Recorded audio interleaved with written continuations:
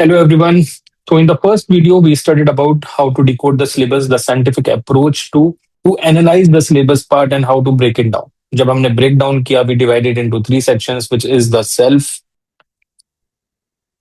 The first section we divided it into self. Then we talked about society, and third is the administration part. Self में हमने ये discuss किया कि what UPSC wants to communicate using this syllabus and the PYQs. UPSC wants you to build an ethical character. UPSC wants you to inculcate some values to help you in good decision making, to help you in getting clarity about the values and morals that is expected from a civil servant. तो हमें context मिला and we have divided the themes accordingly in that particular video. In the second section, we talked about the society and we tried to discuss कि यहाँ पर कौन से psychological aspects हैं that are needed for this self individual, that self ethical person to interact with the society. क्या वो psychological tricks हैं? तो यहाँ पे social influence है, attitude है, emotional intelligence है. These are part of the psychological part of the GS4 ethics paper, right? And now the third part is the administration part, which we will going to deal today. Why we will going to deal administration first? Because administration बहुत important part है ethics का. 50% of the questions directly और indirectly, अगर 50% of the questions are related to administration, और indirectly अगर इन sections में भी आप देखेंगे पीवाईक्यूज को जब एनालाइज करेंगे, you will going to find that यहाँ पर भी यूपीएससी ने इन थ्योरी का जो भी concept that we are discussing here, कोई ना कोई क्वेश्चन में गवर्नेंस और पब्लिक एडमिनिस्ट्रेशन के एप्लीकेशन पर पूछा है, यानी कि इस कॉन्सेप्ट का एप्लीकेशन क्या होगा पब्लिक एडमिनिस्ट्रेशन में. And that is something logical as well, because you will going to be a civil servant officer, civil servant, right? तो एक civil servant के लिए किस तरीके से कॉन्सेप्ट को अप्लाई करना है, that is something UPSC is testing. तो administration in that sense makes sense, लेकिन administration is that area where student struggle most, not because syllabus बहुत difficult है या concepts बहुत hard है grasp करने में या फिर resources की कमी है. It is because that we will going to study in this particular video. What is the reason behind it, how to decode it, that we will go through in this particular video. So let's get started without wasting any time. So this is the part of the syllabus and we will deal with this part, public civil service values and probity in governance. Now public administration को दो parts में बांटा हुआ है. एक तो public civil service values and ethics in public administration. Probity एक है probity in governance. I want you to pause this video and go through this section in detail कि कौन-कौन से topics हैं, कौन से 12 to 15 topics that are being asked by the UPSC from this part. Alright. जब आप ये देखते हैं तो we found that जो problem यहाँ पर आ रही है, the first problem is UPSC ने जो जितने भी topics दे रखे हैं public administration के, it is given as a checklist. Checklist की तरह गिवन है तो चेकलिस्ट की तरह स्टूडेंट्स प्रिपेयर कर रहे हैं. It is not getting integrated, it is not getting interlinked as well. तो जब इंटरलिंक नहीं है, इंटीग्रेटेड नहीं है, तो कॉन्टेक्स्ट नहीं आएगा चीजों को समझने का. सिर्फ आप कंटेंट प्रिपेयर कर रहे हो for the sake of preparing the content, कि मेरे पास कंटेंट है, मेरे पास नोट्स हैं और मैंने ये सब्जेक्ट कर लिया. तो you might be preparation ready but you are not exam ready in that sense, because you won't be able to solve the question in a way that UPSC demands. तो अब उसका अप्रोच क्या होना चाहिए? तो ये रैंडम है. Because it is giving random, it is not making sense, it is not getting integrated. What we will try to do is, what we will going to do is कि हम उसको 4 parts में divide करेंगे. जो भी topics हैं, we will categorize it into 4 parts. The first part is the foundation part. Foundation part में what needs to be done is we need to study about public service values, कि क्या values हैं that is expected by the UPSC in a future civil servant. उसमें accountability होनी चाहिए, उसमें transparency होनी चाहिए, उसमें इंटीग्रिटी होनी चाहिए, उसमें न्यूट्रलिटी होनी चाहिए, उसमें टॉलरेंस होना चाहिए. What are the values that is expected, right? उसके बारे में हम डिटेल में पढ़ेंगे. डायरेक्ट क्वेश्चन है यहाँ पर, सीधा लेक्सिकॉन प्रिपेयर किया और वो सॉल्व हो जाते हैं, राइट? लेकिन पॉइंट है कि इसको अब प्रॉबिटी इन गवर्नेंस का philosophical basis, concept of public service, civil service is given in the second part. I am assuming that you have told you to pause this video, you gone through that syllabus. तो जो probity in governance में concept of public service है, philosophical basis of public service है, that not make sense over there. As far as the as far as the way PYQs has been designed by the UPSC, अगर मेरे को मैं इसको integrated करके यहाँ पर ही पढ़ता हूँ तो इट मेक मोर सेंस कि भाई पब्लिक सर्विस वैल्यूज ये हैं, लेकिन ये वैल्यूज क्यों हैं? तो उसका जवाब आपको कहाँ से मिलेगा? फिलोसॉफिकल बेसिस ऑफ गवर्नेंस में से। यहाँ पर हम सोशल कॉन्ट्रैक्ट थ्योरी वगैरह चीजें पढ़ते हैं, तो it the answer you will get from there. So what is the next thing you need to do after public service values is studying the philosophical basis, or you first study the philosophical basis, the concept of public service, then you come to the public service values. Both make sense. अब जब हमने ये चीजें पढ़ ली, foundation पढ़ लिया, इसका and गोल क्या है? दीज आर द मीन्स कि ये सारी क्वालिटीज होनी चाहिए, लेकिन इसका एंड गोल क्या है? End goal is governance and accountability. And where accountability and ethical governance is written in the syllabus, maybe in the fifth or sixth topic, as a fifth or sixth topic it is given, right? लेकिन इसके बाद ही अगर मैं इसको and गोल की तरह पढ़ता हूँ कि the this is something which is required to achieve governance, ethical governance basically, and accountability, now I start to make sense. अच्छा, फिर ये इंटीग्रेट हो गया कि इस ये इंटीग्रिटी से पब्लिक ये अकाउंटेबिलिटी कैसे आती है? Now you will be able to interlink everything. Account transparency से अकाउंटेबिलिटी और एथिकल गवर्नेंस किस तरीके से बिल्ड करती है? तो वहां पे सोशल ऑडिट का एक मैकेनिज्म है, प्रोसेस है। Wait for a second, let's alright, तो where were we? Right, ethical governance and accountability किस तरीके से बिल्ड हुआ। नाउ अब इसके बाद कुछ चैलेंजेस पूछ रहे हैं कि what are the status and the problems associated with it, what are the ethical dilemmas and with respect to the public administration, or with respect to some other areas of related to public administration. Corruption को बिल्कुल अलग specifically पूछा है। तो can I categorize all this challenges under one, कि क्या challenges हैं, क्या एथिकल डिलेमाज हैं, क्या एथिकल इश्यूज हैं, and corruption as a challenge ही पढ़ेंगे, लेकिन उसको सेपरेटली पढ़ेंगे because this is the focal point, this is the major part of the challenges. तो उसको हम थोड़ा और डिटेल में करेंगे। This is how we are weighing things.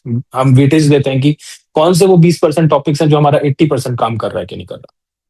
तो हमने फाउंडेशन किया, उसका एंड गोल क्या है, उसके फीचर्स क्या होते हैं, हमने ये समझा गवर्नेंस। लेकिन अब उसके चैलेंजेस क्या है, उसके रोड ब्लॉक्स क्या है, कि क्यों हम एथिकल गवर्नेंस नहीं कर पा रहे हैं, हम एथिकल गवर्नेंस क्यों अचीव नहीं कर पा रहे हैं, जो पब्लिक सिविल सर्विस डिलीवरी है वो हम क्यों नहीं दे पा रहे। तो दीज आर द चैलेंजेस। तो हम थर्ड पार्ट में चैलेंजेस को एक साथ प्रिपेयर करेंगे। We will going to prepare the challenge general list of challenges as well that we have prepared from GS2, but we will try to categorize them into these four categories because यहाँ से direct questions आए तो examiner जल्दी से relate करेगा आपको।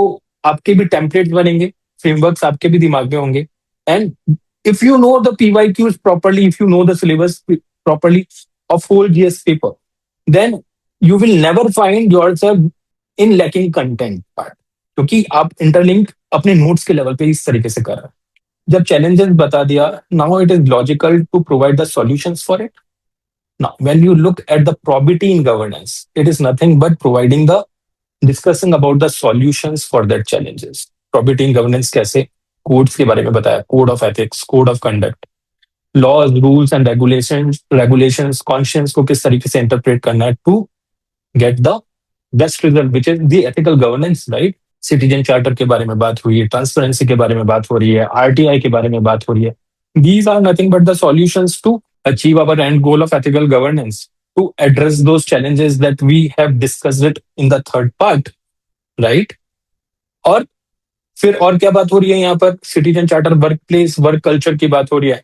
सो this is how you need to approach, this is how we need to divide the whole UPSC का public administration in these four pillars, and then it will 100% start to make sense, things comprehensible हो जाएंगी, things बहुत simplified हो जाएंगी। So to go through it once again, administration flow pyramid क्या होना चाहिए? Foundation आपने किया, फिर आपका डेस्टिनेशन क्या है? It is the ethical governance and accountability. फिर चैलेंजेस क्या है? डिलेमास, इश्यूज, करप्शन और basic challenges that you have covered in GS2, GS3, उसको लेकिन एथिकल कीवर्ड्स के थ्रू आपको GS4 में अप्लाई करना है। और फिर सॉल्यूशंस क्या है? सॉल्यूशंस किस लिए? इसको अचीव करने के लिए, इन दो गोल्स को अचीव करने के लिए। ये हमारे public civil service values intact रहे। जब public civil service values intact रहेंगे तब आपका एथिकल गवर्नेंस ऑलरेडी अचीव हो जाएगा। Now when you study it like this, can you imagine कि आपके पास कितने सारे विजुअल एलिमेंट्स ऑलरेडी आ रहे हैं? तो philosophical basis say, for example, philosophical basis, there is no direct question from the philosophical basis of the governance, but can you add it as a visual element in your notes so that you can explain things properly, you can make your copy stand out when you start to explain. Whenever कोई public civil service values पूछता है तो आपको पता है कि क्या conclusion है, because this is something supported by the philosophical basis. So this is how you need to use the periphery areas of the syllabus as well in adding value to the content which is major, which is something uh, UPSC is focusing upon. So every layer answers a different questions and it all integrate into one, which is upholding the ethical governance. तो जब आप example इस तरीके से you can create a matrix when you analyze the PYQs, when you integrate it with the syllabus, and then you need to have this spreadsheet ready with you, uh, which can help you in decoding every part of things properly. जब आपके पास यहाँ पर आप keywords वगैरह लिखेंगे तो you can understand things in a better manner. This is the PYQs that has been asked. So to demonstrate to corruption is the manifestation of the failures of the core values in the society. What are the core values in the society? Society वाला part हमने पढ़ा, self, society और public administration. अब किस तरीके से question के level पर इंटरलिंकेजेस कर रहा है, तो क्या पब्लिक एडमिनिस्ट्रेशन के वैल्यूज कुछ अलग होंगे क्या सोसाइटी के वैल्यूज से? कुछ अलग नहीं होगा. Corruption is the manifestation of the failure of the core values of the society. तो यहीं पे क्वेश्चन पर इंटरलिंकेजेस हो गया, तो आपके नोट्स में ऑलरेडी इंटरलिंक हो जाएगा. Your opinion, what measures can be adopted to fulfill the core values in the society. आ गया पूरा इंटरलिंकेजेस. वैल्यूज के बारे में पूछ लिया, चैलेंजेस के बारे में पूछ लिया, सॉल्यूशन के बारे में पूछ रहा है. अब आप मुझे बताइए इसका कंक्लूजन क्या होना चाहिए. Destination, ethical governance, which is UPSC has already hinted in the syllabus part, if you can decode it properly. Second question पे आते हैं.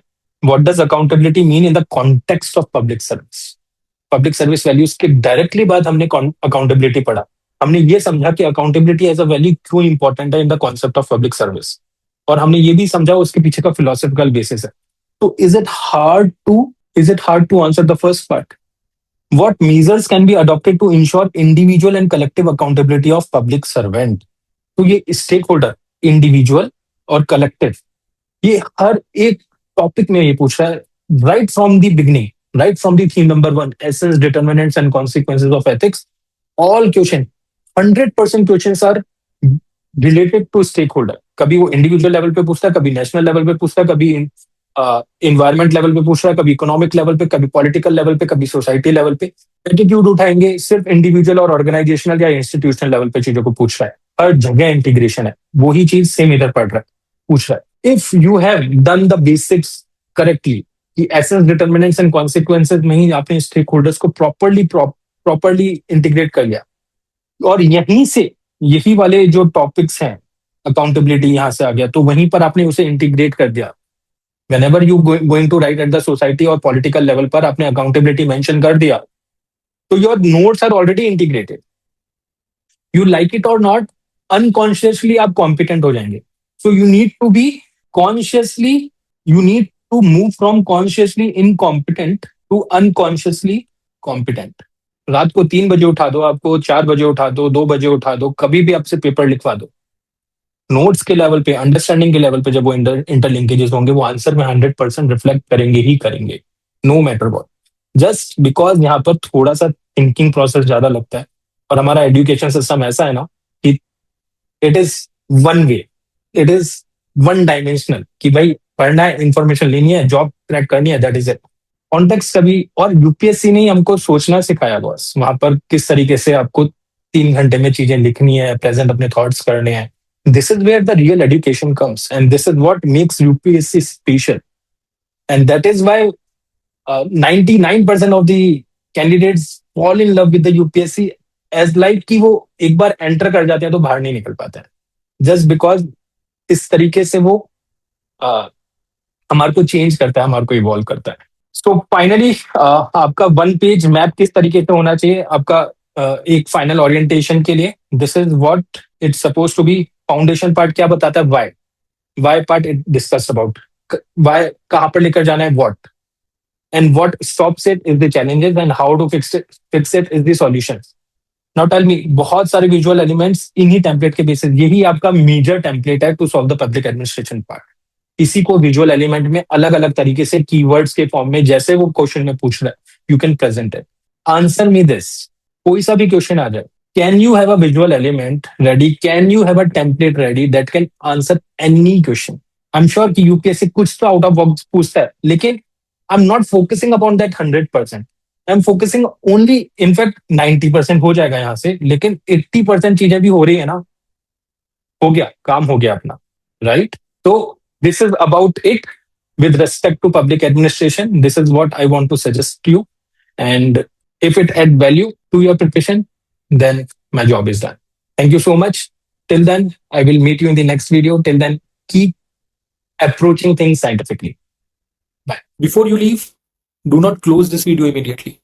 Take 2 minutes and ask yourself what changed in my understanding after watching this video. What gap this video revealed in my current preparation, and type that in the comment section. I read all of your comments carefully, and most of my sessions are built around these reflections. If you want to go beyond watching these videos and apply these principles, these ideas, then I host a live pre-master class where we work together through frameworks, through applications, and through common mistakes together. The link to that master class is given in the description and the pinned comment. Subscribe so you do not miss the next session. Until then, keep thinking deeply and be a better version of yourself.